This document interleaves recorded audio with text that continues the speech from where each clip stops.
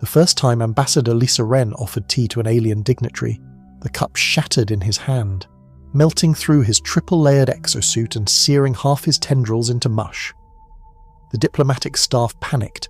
The security officers reached for stun rifles. The alien shrieked in 4 dialects. And Lisa?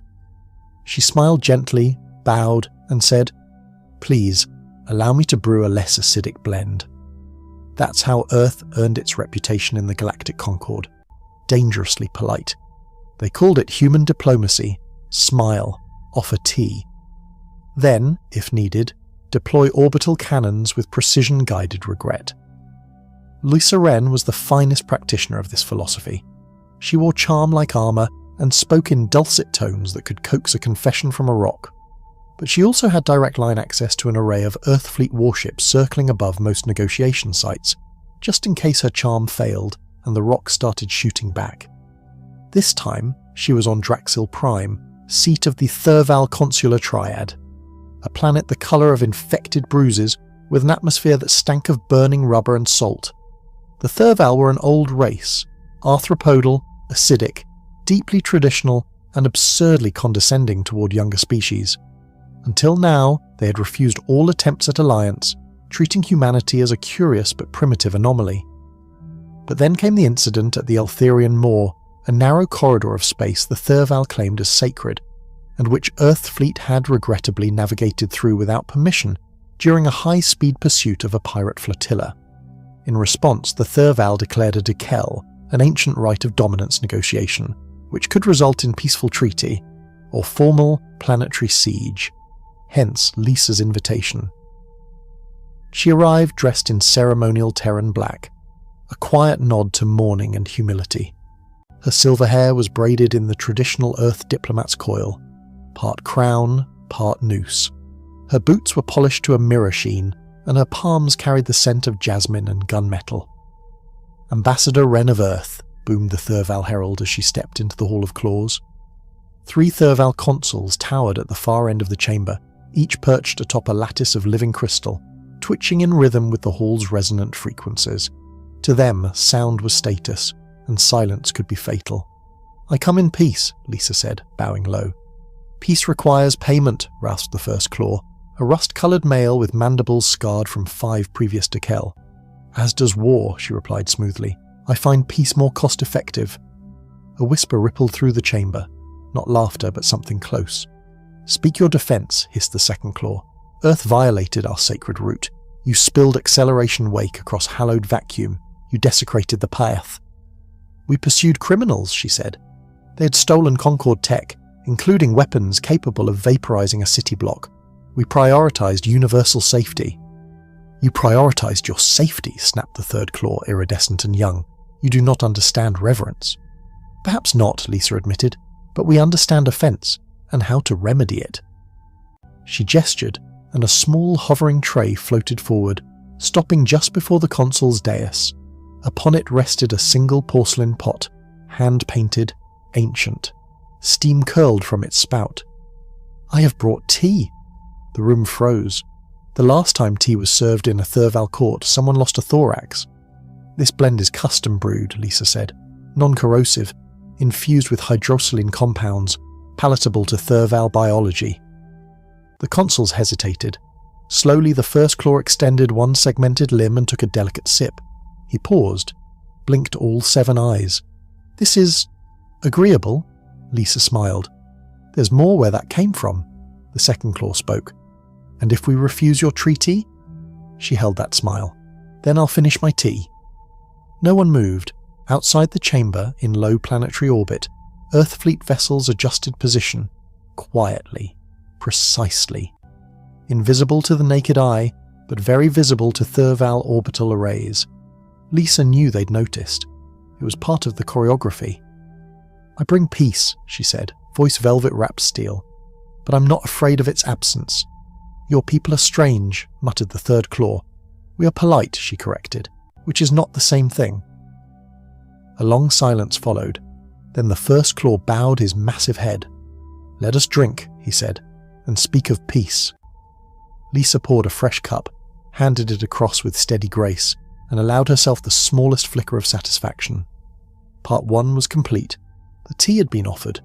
The cannons remained idle, for now. But she knew better than anyone. Diplomacy wasn't about words. It was about timing. And the next move was coming. The tea ceremony lasted exactly 11 minutes and 27 seconds. According to Thurval custom, that was the maximum window before the beverage's molecular structure became ritually inert. Anything longer, and it was considered an insult, or worse, a challenge. Lisa Wren watched every second tick by with the kind of focus most humans reserved for sniper scopes or shuttle re-entry. She raised her cup exactly 3 times, let it steam precisely 10 seconds each sip, and lowered it at the moment the first claw tilted his own vessel. The Thurval might not trust humans, but they respected rhythm. The real negotiation would begin now. "You offer terms," the second claw rasped, wiping residue from his mandibles with an obsidian silk cloth. "Let us hear your justification." Lisa allowed herself a slow breath. Now came the part where a single misstep could doom half a continent. "The Eltharian Moor," she said evenly, "was crossed in pursuit of a warlord named Krav Sek, a creature exiled from your own colonies, last seen using Thurval comm signals to mask a warp skip. He stole conquered prototype weaponry, including a phase drift torpedo capable of wiping a planetary shield in under 3 seconds. The third claw clicked thoughtfully. "And you risked a galactic incident to retrieve it?" "No," Lisa said. "We risked a galactic incident to contain it. The moment that torpedo destabilized, everything within 100,000 kilometers would have been lost, including your Pilgrim shipyard orbiting Dax 4. You claimed to protect us," the first claw grumbled, "yet you violated our sacred threshold." "And I regret that," Lisa said. "But I ask you this. If your own fleet had needed to chase Kravsek into our system to stop the same weapon, would you have paused to ask permission first?" The chamber stirred. It was a dangerous question, but fair. Lisa was betting they'd respect blunt logic more than hollow apology. Silence followed. Then the second claw turned his attention to her completely. "You seek alliance, not merely amnesty. Why?" Lisa stepped forward, letting the motion reveal her confidence. "Because Earth no longer plays at survival. We have grown, adapted. We are no longer the curious newcomers begging for scraps at the Concorde's edge." She gestured upward, toward the stars they couldn't see from the chamber, but that she knew they all felt. "We have 6 capital ships in orbit, 4 with active cloaks, 1 with quantum strike payloads calibrated to disrupt even your deep core cities." Gasps echoed in the distance. That was not a threat, it was a demonstration. Earth's arsenal was no longer theoretical. "But," she continued, "they remain idle. Because we don't want your territory, we want your respect, your partnership, a shared position on the new trade accord revisions, mutual defense provisions, joint patrols." The third claw hissed. "We do not share dominion." Lisa smiled gently. "Then let's call it a shared responsibility. There are worse things coming, Claw Lords. Kravsek was only the first to break Concord quarantine lines. There are whispers of others, things that move without heat signatures, things that don't speak or care." Now she saw it, the flicker of uncertainty in their eyes. She had them, because for all their pride and tradition, the Thurval were pragmatists, and fear was the universal solvent. "You wish us to be allies," the first claw said finally. "But what if we decline?" Lisa inclined her head, expression mournful. "Then we withdraw, respectfully, and prepare for a future in which we cannot count on each other." She let the weight of that hang for a moment. The third claw leaned forward. "And if we accept?" Lisa activated a small hollow device from her sleeve. A sphere of light expanded into the air between them, showing a schematic of mutual defense zones, trade routes, and co-developed technologies. No Earth logos, no superiority baked into the design, just balance. "This," she said, "becomes the new map." The Thurval stared. "This will upset the balance of Concord power," murmured the second claw. "You're placing your species among the Central Axis worlds." "Not placing," Lisa said. "Earning. We've bled for it, grown into it. The Concord wasn't built to stay static, it was built to evolve." A long silence followed. Then, the first claw reached forward and touched the edge of the holographic sphere. His claw left no mark, but it was a gesture of consent. "We will enter deliberation," he said. "Return in 3 cycles." Lisa bowed. "I look forward to our continued conversation." She turned and left the chamber, her steps smooth and deliberate. Only once she reached the shuttle pad and the doors hissed shut behind her did she let out the breath she'd been holding. "Status?" she asked her aide, who had been monitoring the fleet uplinks. "All ships on standby," he replied. "Orbital cannons are still hot but holding fire." Lisa smiled faintly. "We won't need them. Not yet." But she knew better than to lower her guard, because diplomacy was a dance, and the next step could be war. 3 Thurval cycles equaled 112 Earth hours, just long enough for the waiting to become unbearable. Ambassador Lisa Wren spent the time not in idle pacing, but in precision manoeuvring. Meetings with fleet captains, adjustments to orbital formations, and long-distance calls back to Concord Council representatives filled her schedule. Still, beneath it all buzzed a silent question. Would the Thurval embrace alliance, or spit in her face with sanctified venom? Their culture had never truly accepted outsiders.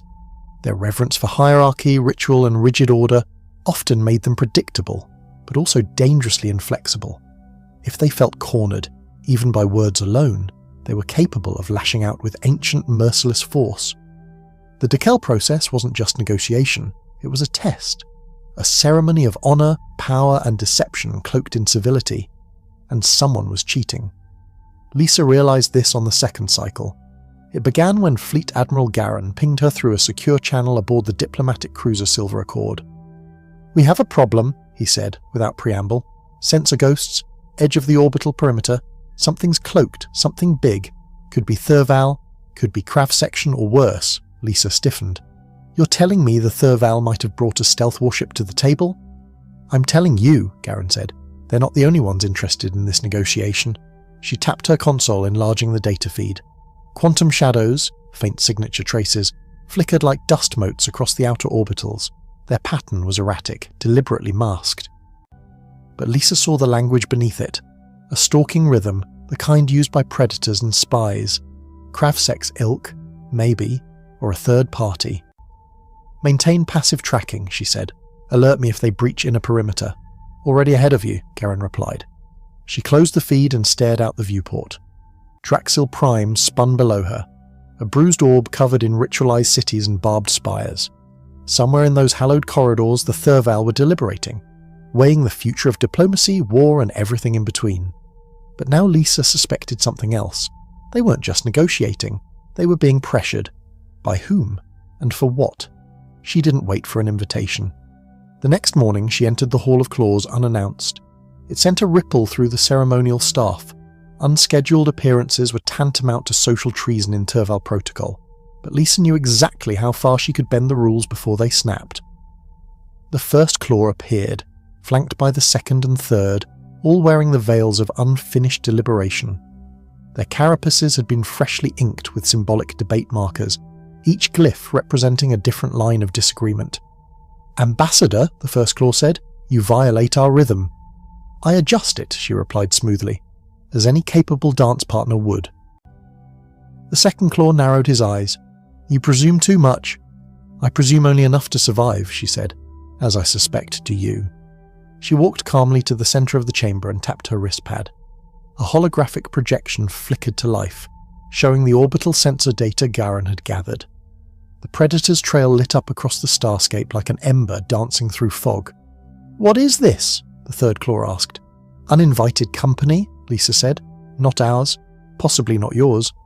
"You accuse us," the second claw hissed. "I warn you," she said. "Your Dekel is compromised. This process of honour, it's being watched, perhaps manipulated." Silence again. And then, unexpectedly, the first claw nodded.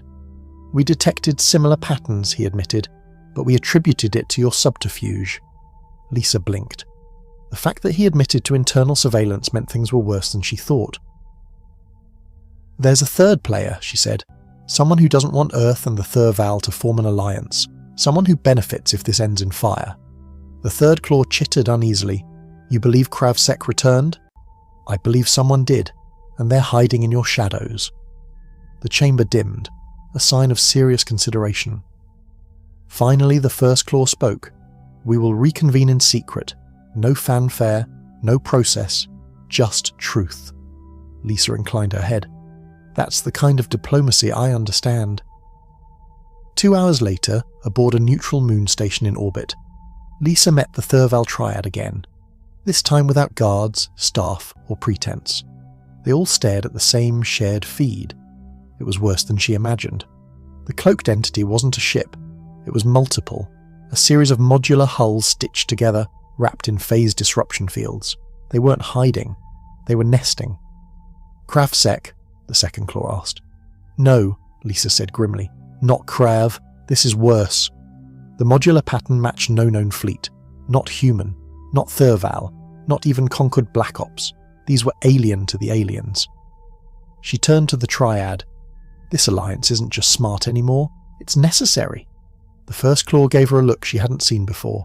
Not disdain, not curiosity, but respect. "Then perhaps it is time," he said. "For your cannons." Lisa smiled. "I was hoping you'd say that."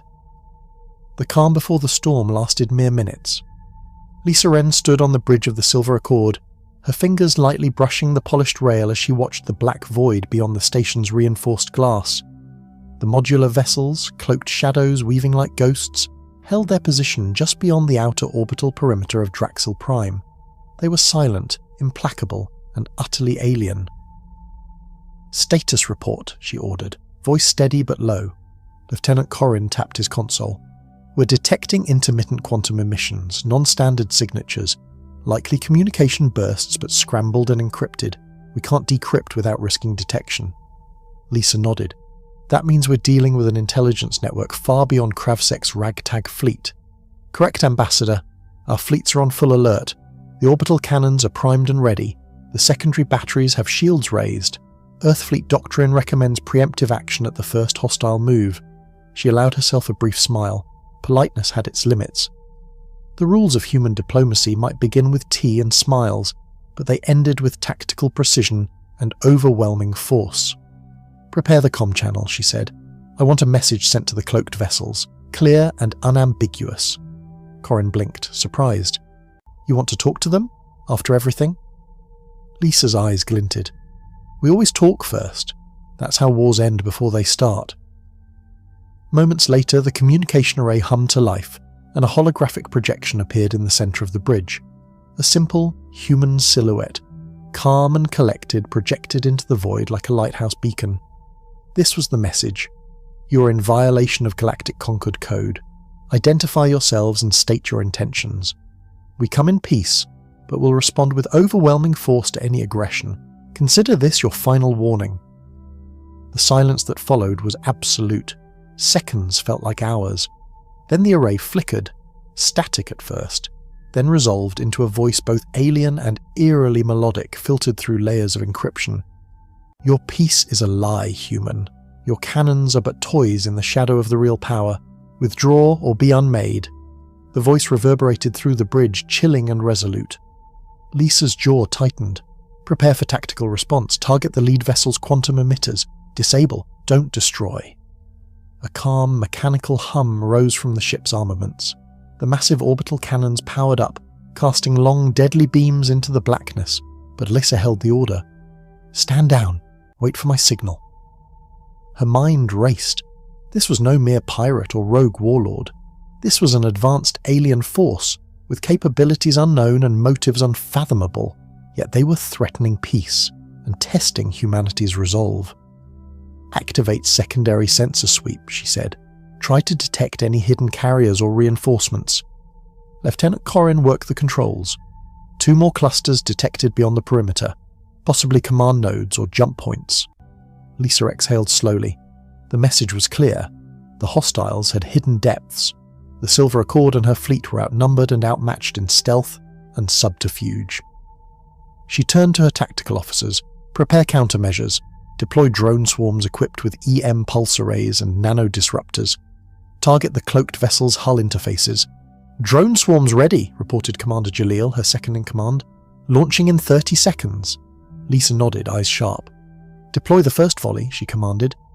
Outside, hundreds of tiny drones unfurled like metallic blossoms, each a tiny weapon of precise disruption. They surged toward the enemy's silent shapes. Almost immediately, bursts of static rippled through the cloaking fields. The alien ships flickered, visible for brief moments, as the drone's pulses scrambled their advanced stealth. The orbital cannons opened fire. Lances of pure energy pierced the void, striking the lead vessel's quantum emitters with devastating accuracy. The ship convulsed, light blinking along its edges as shields absorbed the assault. Then suddenly the alien fleet responded. From the shadows emerged beams of shimmering dark energy, neither matter nor light, but something in between. They struck the Silver Accord with brutal precision. Alarms blared. Shields down to 40%, Corin warned. Divert power to auxiliary shields, Lisa ordered. The battle raged for minutes that stretched like lifetimes, each side testing the other's limits, probing for weaknesses. And through it all, Lisa never lost her composure, because this was human diplomacy in its most brutal form. She thought back to her first diplomatic encounter on Draxil Prime, when a simple offer of tea nearly ended in disaster. Now that same tea and smile were the thin veneer that separated war from peace. Her comm crackled. "Ambassador," came a distorted but unmistakably Thurval voice. "The consular triad authorizes immediate joint defense. They pledge all planetary defense assets to your fleet." Lisa's heart leapt. The Thurval had chosen alliance. "Inform Earth Fleet," she replied. "Engage full tactical cooperation. Let's show them what diplomacy looks like." Within seconds, orbital batteries from Draxil Prime flared to life, beams converging on the alien vessels. The combined assault was overwhelming.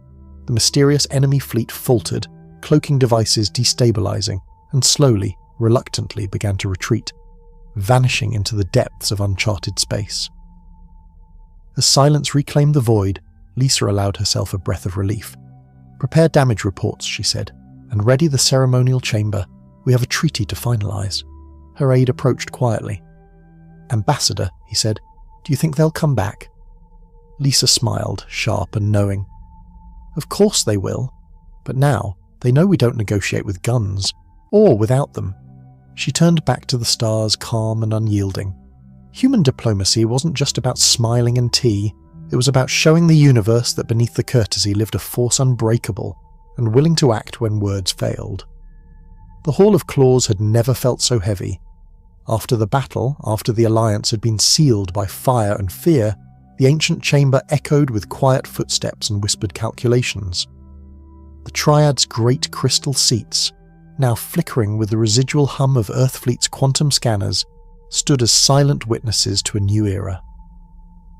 Ambassador Lisa Wren entered, carrying the same porcelain teapot she had brought on that first day, now chipped but still filled with fragrant steam. She bowed deeply to the assembled consuls. "Today," she said, voice firm and clear, "we forge a path forward, not just for Earth, not just for the Thurval, but for all who would stand against the darkness lurking beyond." The First Claw inclined his head, his mandibles clicking softly in affirmation.